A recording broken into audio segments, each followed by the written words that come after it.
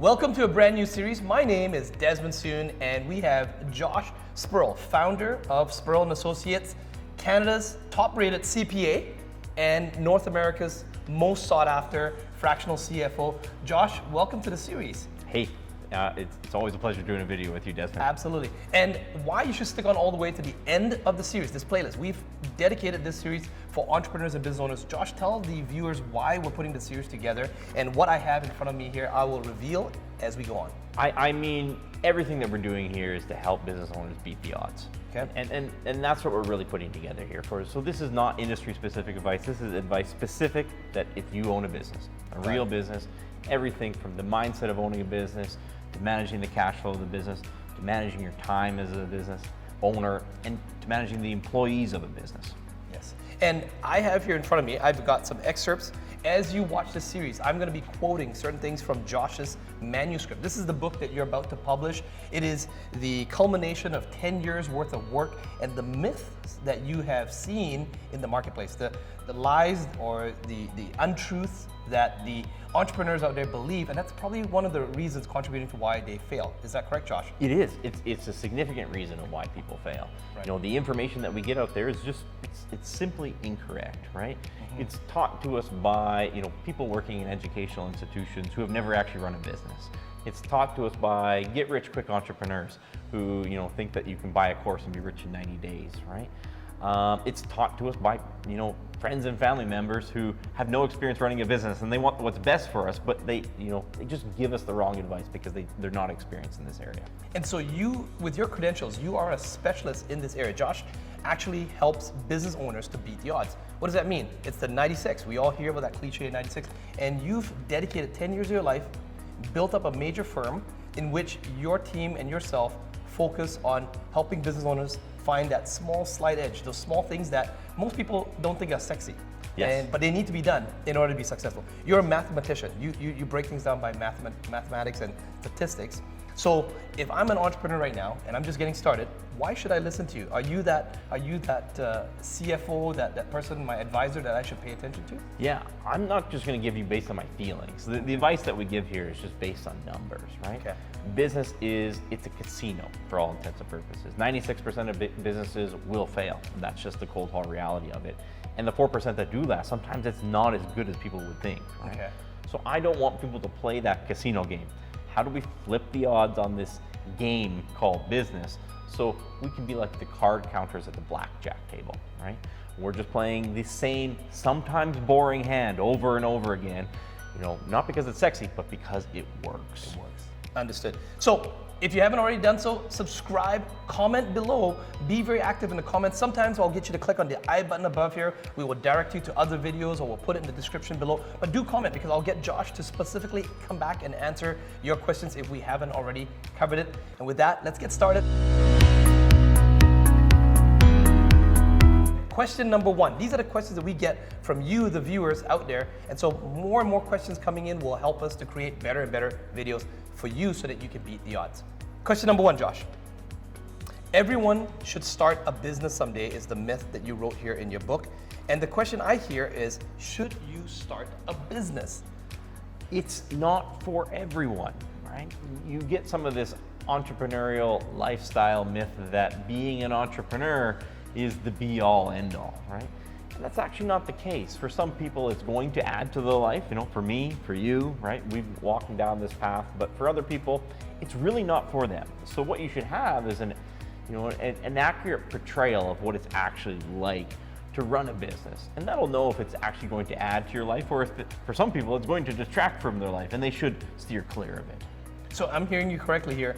Some people should just stay at their job, stay at their 9 to 5.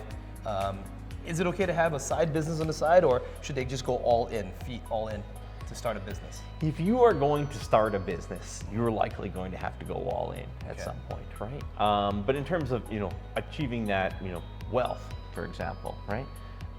We were talking before about Ramsey and the wealthy barber next door, right? Yeah. And statistically, they're more likely to become millionaires following that path, right? Yes.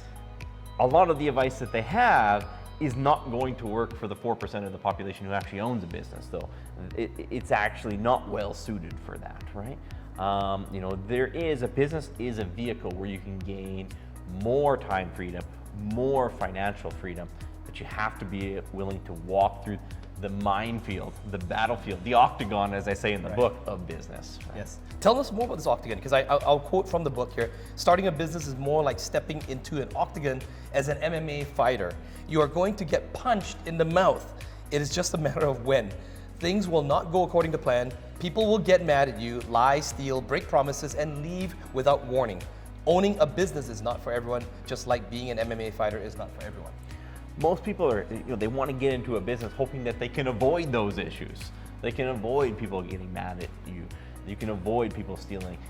You're not going to be able to avoid the darker side of business. What you're going to have to do is know how to deal with these issues when they come up. People are going to lie. They are going to try to steal your customers. They are going to leave when they said they would be there in your business. These issues are going to happen as an entrepreneur, and it's not about trying to avoid them. It's about being prepared to deal with them. Taking the actual tangible, practical, specific advice to be prepared for these issues as they arise. What is that? You once quoted for me, you mentioned to me some sort of time frame that all business owners should anticipate for the length of how long an employee stays with you. What is that number? It's 2.3 years.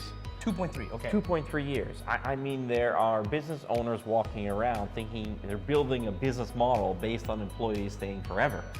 And I tell people, well, half of all marriages end in divorce.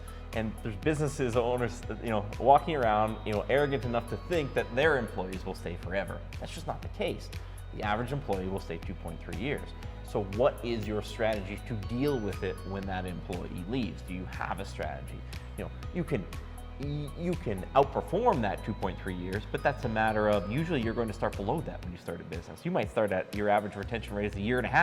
Right. Then you'll get to 2 years, then you'll get to 2.5 years, and then you'll get to 3 years. But in the interim, what are you doing when these employees leave? How do you backfill them? Now I know in your boot camp, and Josh puts on a boot camp a couple times a year. Now with the pandemic, you're switching more to a virtual mode. But even with these boot camps, you always talk about the 3 things that make businesses fail. Can you just quickly highlight on that, and maybe in some of the other videos we'll dive deeper into it. But there's 3 things that you always say that are the things that cripple businesses. There are 3 things, and almost only 3 things that cripple businesses. And 42% of the time when a business is going to fail, they're going to fail because they have a lack of customers. 42. Okay. 42%. 29% of the time they are going to run out of cash. Yep. And 23% of the time they cannot find the right team. And really every other business problem combined, is statistical white noise. It's not likely to derail your business. Got it. So even when we talk about people leaving your company within 2.3 years, yes, most entrepreneurs don't put enough time or have systems and processes in place to replace that team member or find the right talent. Is that correct? That's right. Yeah. So if you found that helpful and you want to comment more on that, or you want Josh to go into more explanations, do post us a question in the comments below and we'll get Josh to answer that. So then Josh, in order for businesses to make it to the 10-year mark, can you even maybe break down what are for a brand new business owner who's watching this, or maybe an intermediate business owner like myself, what are the stages in those 10 years? Just simplify it. Give us the high level overview. What are the stages? Is it the grind stage, like the first 3 years, 7 days a week, 16 hours a day? What is it? Yeah, it's going to start out in that excitement phase, right? Yes. And people think that excitement phase will last forever. I will work when I feel motivated, and it's not about that at all. I equate it to it's like a Bruce Willis Die Hard movie, right? Okay. I can't help you from getting punched in the mouth, but what I can tell you to do is what you need to do so you're still standing at the end of it, right? Yes. And I talk about my book is, imagine that entrepreneur, he's got his shirt tattered, he's got a little bit of blood, coming down from his face, and one arm in a sling. But he still survived it all, right? Right. And then you move into the better days, right? Business owners, they need to not just accept that, but kind of actually embrace that ugly process. The messy middle, as we call it, right? It's going to happen, it is going to last years, and there are proven strategies to get through it and come out to the other side. Isn't it almost akin to raising kids?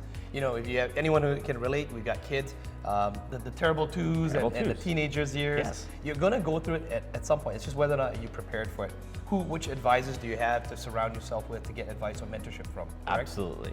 It's exactly like that. I got a 2-year-old right now at home thinking that it's exactly right. I cannot watch the best video or buy a course for $19.97 and hope that terrible twos go away. That's just not how it's going to work. It's how are we going to deal with this over the long term. Makes a lot of sense. If you found this video helpful and this information helpful, do comment, let us know, hit the subscribe button, and we will see you in the next video.